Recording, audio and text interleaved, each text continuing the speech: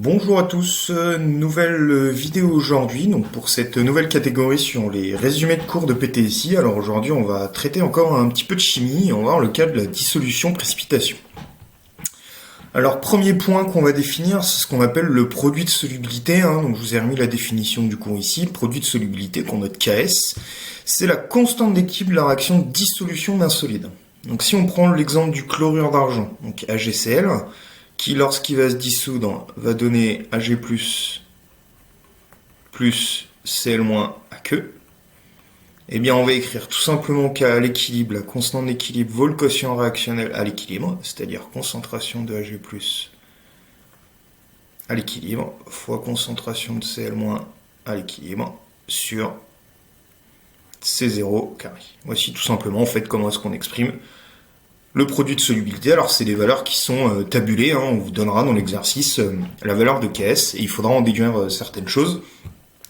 Deux choses globalement qu'on peut faire avec KS, soit déterminer s'il y a précipitation ou pas, ou alors déterminer la solubilité dont on parlera juste après. Donc on va faire le premier point, donc la condition de précipitation. L'idée de l'exercice, c'est de dire, en fonction des proportions de Ag+, et de Cl- qu'on va mélanger, est-ce qu'on va former du chlorure d'argent? Donc là, on va plutôt dans le sens de la précipitation. Donc pour savoir s'il y a précipitation ou pas, on écrit la réaction dans le sens de la précipitation. Donc c'est-à-dire Ag+, plus Cl- qui va donner AgCl. Le quotient réactionnel s'écrit C0 carré sur concentration de Ag+, fois concentration de Cl-. Et la constante d'équilibre de cette réaction, K0, c'est en fait 1 sur Ks, puisque c'est la réaction inverse de la réaction de dissolution. Et donc, on a précipitation.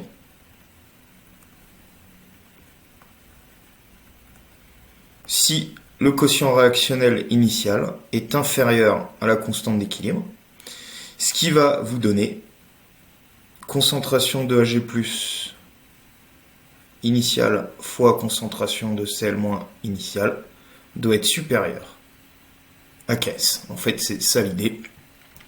Donc j'ai retourné, j'avais 1 sur concentration de Ag+, Cl- qui est inférieur à 1 sur Ks, ce qui me donne cette inégalité-là. Donc en fait, physiquement, ça se comprend bien, il faut qu'on ait suffisamment de Ag+, et de Cl- à l'état initial pour qu'on puisse avoir précipitation, ce qui justifie cette inégalité, le supérieur à Ks. Voilà, tout simplement. Deuxième chose qu'on peut faire avec KS, en fait, c'est exprimer ce qu'on appelle la solubilité. Alors, par définition, la solubilité, ça correspond à l'avancement volumique de la réaction de dissolution. On va reprendre encore une fois l'exemple du chlorure d'argent, donc on écrit dans le sens de la dissolution, constante d'équilibre KS. On fait un petit tableau d'avancement en termes de quantité de matière, évidemment, on a un solide qui intervient, donc on ne peut pas faire en termes de concentration. XIF, donc l'avancement final de la réaction, et donc par définition, S, vu que c'est l'avancement volumique, ce sera XIF sur le volume. Tout simplement. Okay. Ce qui nous donne, en fait, que concentration de Ag+, finale, qui va être égale à concentration de Cl- finale, ce sera égal à S. Okay. Donc ça nous donne les concentrations des ions qui sont issus de la dissolution, avec un facteur 1, puisque j'ai coefficient stoichiométrique qui va là. Alors comment est-ce qu'on exprime S? L'idée c'est de calculer S. Il y a deux cas. Soit le cas d'un ion indifférent dans l'eau, de Ag+, et Cl- qui sont complètement indifférents, soit le cas où un des ions a un caractère acido-basique. Alors le cas simple ici, en fait, on réexprime Ks. On a dit que c'était concentration de Ag+, à l'équilibre, donc final, fois concentration de Cl- sur C0 carré. On remplace les concentrations à l'équilibre par S, ce qui vous fait S carré sur C0 carré, d'où S, qui va être égal à C0, racine de Ks, tout simplement. Connaissant la valeur de Ks, C0 égale à 1 mol par litre, on en déduit S. Donc il faut juste faire attention s'il y a des coefficients stoichiométriques qui apparaissent, bien faire le tableau d'avancement, bien exprimer le Ks pour obtenir la relation entre S et Ks. Donc ça c'est le cas extrêmement simple. Le cas un peu plus complexe, c'est le cas où on a un ion qui a un caractère acido-basique. Donc l'idée c'est que l'un des ions issus de la dissolution du solide réagit avec l'eau selon une réaction acido-basique. On va prendre l'exemple du difluorure de calcium, CaF2, qui lorsqu'il se dissout donne l'ion, le cation Ca2+, et l'anion F-, et F- c'est une base du couple F-HF de pKa 3,2. Donc l'idée, c'est que systématiquement, vu qu'on a un couple acide-base, il faudra écrire la définition de la constante d'acidité Ka. Il faudra toujours écrire le produit de solubilité Ks et exprimer S en fonction de K et Ks. Alors, deux cas de figure, deux types d'exercices très différents. Le plus complexe, entre guillemets, c'est celui qu'on va traiter en premier, c'est le cas où on vous demande d'exprimer la solubilité en fonction du pH. Donc l'idée, c'est que vous faites un tableau d'avancement pour commencer. Donc CaF2 qui donne Ca2+, plus F-. Hop, à l'état initial, quantité de matière N0, quantité de matière 0, 0.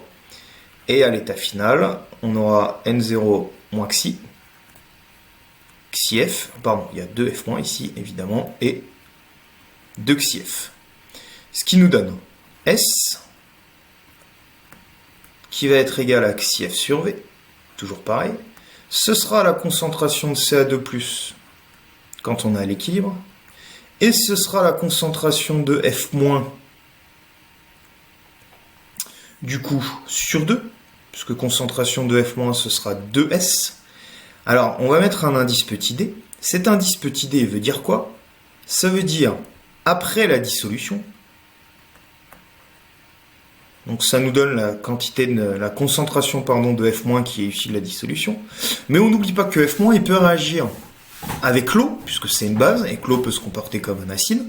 Donc, concentration de F- sur 2 égale S, ça c'est avant toute réaction acido-basique.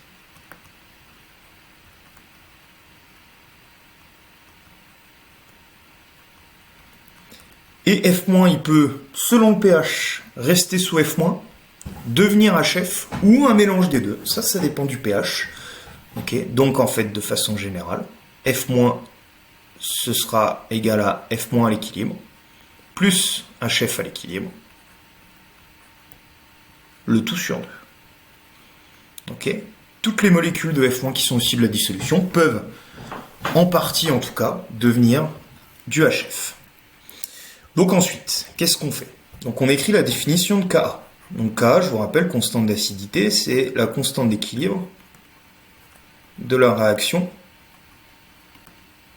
de l'acide, du couple avec l'eau.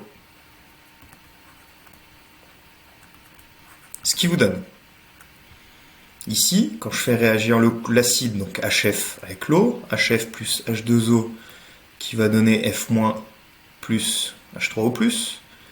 Donc ça veut dire que Ka, ce sera concentration de F- à l'équilibre, fois concentration de H3O+, à l'équilibre, divisé par concentration de HF à l'équilibre, sur C0. Là, je vois apparaître le pH, en fait. Du coup, ça vous donne Ka, ce sera égal à concentration de F- à l'équilibre, sur concentration de HF à l'équilibre, et concentration de H3+ sur C0, c'est 10 puissance moins pH. Ce qui permet d'exprimer concentration de HF à l'équilibre, ce sera concentration de F- à l'équilibre sur K fois 10 puissance moins pH. Donc vous voyez que dans S, ce sera concentration de F- sur 2 à l'équilibre, plus concentration de HF sur 2, donc c'est-à-dire, ça va être facteur de 1, plus 10 puissance moins pH, sur K. Dernière étape, il faut exprimer la concentration de F-. En fonction notamment des données de l'énoncé, donc en fait ce qu'on connaît, c'est Ks. On a dit que c'était concentration de F- à l'équilibre, fois concentration de Ca2+, à l'équilibre, sur C0 au cube. Faire attention qu'il y avait un coefficient stoichiométrique 2 sur F-, donc il y a un carré ici. Concentration de Ca2+, c'est S. Donc ça vous fait concentration de F- au carré fois S divisé par C0 au cube. ce qui vous permet d'exprimer concentration de F- au carré. Ça vous fait C0 au cube fois Ks sur S. Alors, dans S, on avait concentration de F-. Alors, soit vous prenez la racine carrée de F- carré, soit vous passez S au carré. C'est plutôt ce qu'on va faire ici. S carré, du coup, ça fera concentration de F- au carré sur 4, facteur de 1 plus 10 puissance moins pH sur Ka, le tout au carré. Donc on va pouvoir remplacer concentration de F- au carré par son expression, ce qui nous donne au final S carré, qui sera égal à C0 au cube fois Ks sur 4S fois 1 plus 10 puissance moins pH sur K au carré. J'ai un S à droite que je vais repasser, ça me fera un S cube, et je prends la racine cubique. Donc S, donc quand je prends la racine cubique de C0 au cube, ça fait C0, fois du coup Ks sur 4, 1 plus 10 puissance moins pH sur constante d'acidité au carré, le tout puissance 1 tiers, parce que j'ai pris la racine cubique. Donc voici l'expression de S. Donc en fait l'idée c'est que quand vous avez un ion à caractère acido-basique, en plus de faire intervenir Ks, vous faites intervenir Ka tout simplement. Hein, l'étape déterminante, je le redis encore une fois, c'est de bien exprimer S comme étant la concentration de F- à l'issue de la dissolution, mais avant la réaction acido-basique sur 2. Et donc F-, ça donnera F- à l'équilibre, plus HF à l'équilibre, hein, les proportions de chaque dépendant du pH. Alors justement, c'est l'idée du deuxième cas de figure, le deuxième type d'exercice qu'on peut faire, c'est qu'on vous donne le pH, et il faut calculer S. Exemple, dans l'exercice, on vous dit calculer la solubilité pour pH égale 2. Donc qu'est-ce que vous faites? Eh bien vous faites une échelle de pH pour regarder qui est prédominant. Là, on va avoir le pK du couple, c'est-à-dire 3,2 qui apparaît. À bas pH, HF prédomine. Et à haut pH, F- prédomine. Donc quand on est à pH 2, on est dans le domaine de HF. Ok? Et donc, on va dire tout simplement que à pH 2, HF est même majoritaire.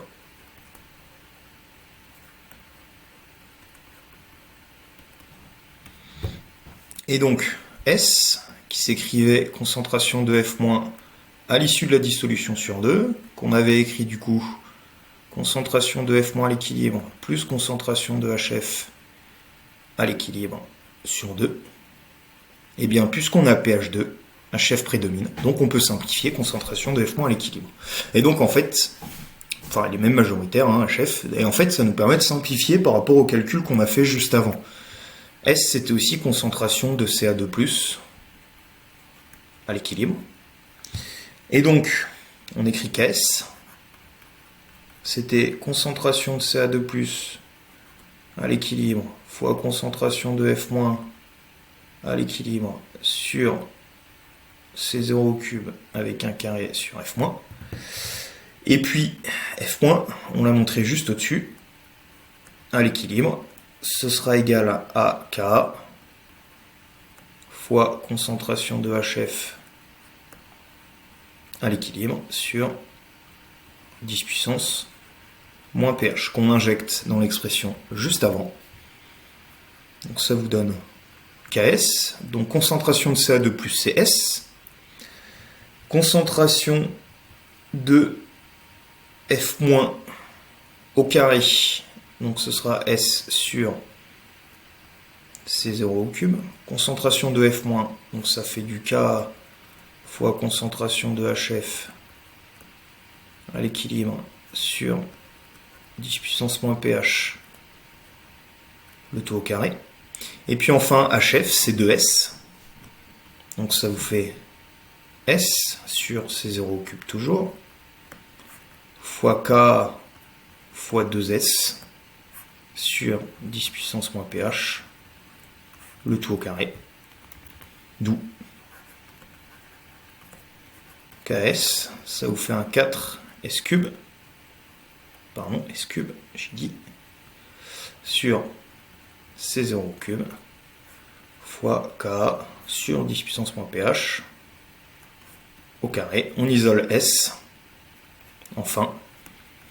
Donc ça vous fait un C0. Et ensuite, vous avez du KS sur 4 fois Ka carré fois 10 puissance moins 2 pH. Le tout à la puissance 1 tiers. Par rapport à l'expression qu'on a obtenue de façon générale juste avant, vous remarquerez simplement qu'on n'a pas le terme 1 qu'il y avait devant le K sur 10 puissance moins pH. Tout simplement parce que le 1, c'est le terme qu'on aurait en considérant les F-. Donc, si je reviens à l'expression qu'on a obtenue juste avant, celle-ci, vous avez une somme de deux termes. Ce terme-là, le 1, ça correspond à si F- est majoritaire. Et le deuxième terme, ça correspond au cas où HF serait majoritaire. Okay, donc dans le cas général, on a les deux. Et en fonction du pH, si l'un ou l'autre est majoritaire, il y a un des termes qui prédomine devant l'autre terme. Voilà, tout simplement. Alors ce résumé de cours n'est pas exhaustif, hein. On peut faire plein d'autres choses sur un produit de solubilité, mais j'ai voulu traiter vraiment ce caractère acido-basique des ions issus de la dissolution, parce que c'est en général ce qui peut poser problème aux étudiants. Ne négligez pas aussi le calcul de pH de précipitation dans les diagrammes potentiels pH, hein, qui est quelque chose qui tombe extrêmement souvent dans la physique B de bombe pétée. Voilà, je vous remercie pour votre attention.